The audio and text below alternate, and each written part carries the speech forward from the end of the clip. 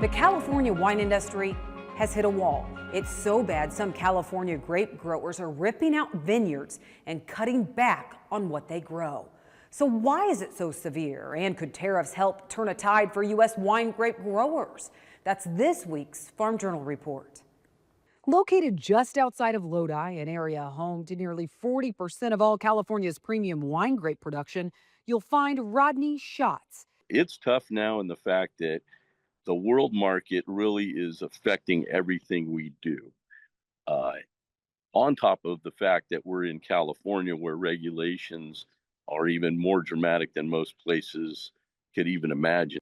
A third-generation grape grower and wine producer who's been in the business for 50 years, coming off one of his most challenging years yet. Do you think 25 could be more challenging than 2024?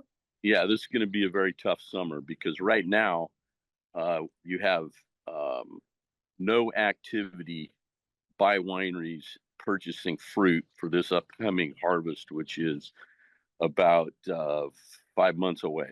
That says a lot, since last year some growers left entire vineyards unharvested as they had no home for their grapes. It was probably one of the worst harvests we've seen in the last 50 years. There were, an estimated 400 to 500,000 tons of grapes across all of California that went unharvested. Stuart Spencer is the executive director for the Lodi Wine Grape Commission. He estimates that 15% of the total crop went without a home in California last year. This was the lightest harvest we've seen in 20 years, going back to 2004. And a good part of that was because of the unharvested grapes, where there was just no market for them. Schatz harvested every acre of his grapes last year, a decision he now regrets. And that means he's already making tough calls for 2025. What we've done is, since harvest last year, already removed over 100 acres of vineyard. So we just took them out. And the last piece that's being kind of considered sits in front of my home that I like to look at. I didn't even prune it. So it's probably going to come out through the summer as well. The reason? Well, it's complex. It goes back to too much supply, not enough demand, and non-tariff trade barriers hitting the wine industry especially hard. The big issue now, being in a world market, there's wine grapes produced throughout the world and wine coming from all over the world to the United States. That's going to be our biggest challenge. Even prior to the tariffs, demand for U.S. wine was on the decline. With a slump in wine sales, Terrain's Chris Bitter says that's created a deficit in demand. Approximately 10% of U.S. Grape or wine production by volume is exported. So it's a relatively small portion. In terms of the U.S. market overall, we import about 35% of the wine that is sold in the U.S. Since more wine is imported than exported in the United States, Schatz believes President Trump's push for tariffs could be a turning point for family-owned vineyards here in the U.S. So you're hopeful. Here's how hopeful I am. I've lost in the last couple of weeks deals into China. Of course, Canada's on hold, and into Sweden. So these are places where we semi-regularly send wine to. And they've all run for the hills and said, these deals are on hold and we're not going to ship those wine. My opinion is, okay, fine, I'm willing to stomach that. I'm hoping these tariffs change the dynamics right here in the United States. I would much rather do business right here than ship overseas. But not everyone is in that boat. And it's going to vary by location, by variety, by type of wine. So it's a complex issue.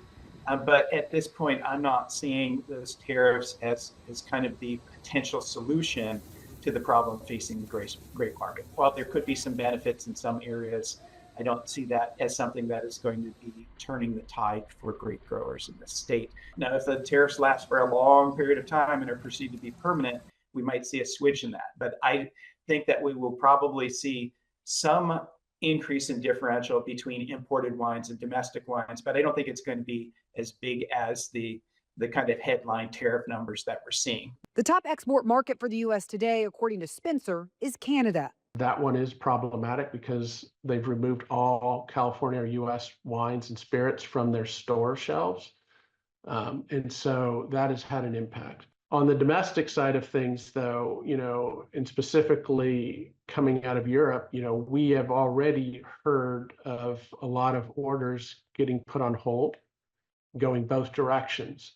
We have also heard indirectly that, some of the orders have been picking up domestically for some of our wineries as well, too. Spencer says from retailers to restaurants, some reports say there's not enough domestic supply to make up for the imports that could be lost, a claim that he says is simply false. Well, there's thousands of tons unharvested last year. The tanks are full with wine. So there is definitely a spot for this domestic wine. Yes, it's not all completely interchangeable, but at the same time, there is still a lot of opportunity domestically here to support California wines and domestic wines. For bitter, it really depends on the category and the types of grapes or wine. So, for example, we import about 60% of all the sparkling wine that is sold in the US.